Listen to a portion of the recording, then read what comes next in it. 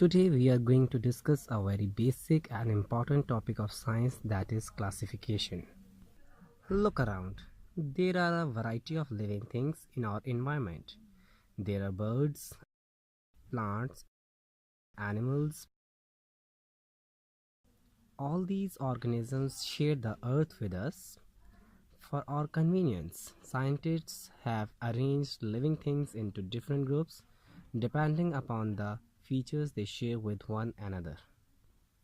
Arrangement of different things is important and useful in our daily life. Think about a school library. Books are arranged in different sections. Books on science are in one section. History books may be arranged or grouped in one section.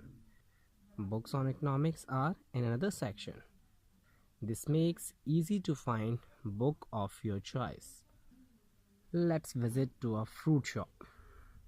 Items are classified according to common features.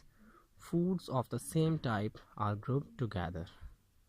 And carrots may be on another. Oranges may be in another basket. Apples may be in one basket. Now, we have a question.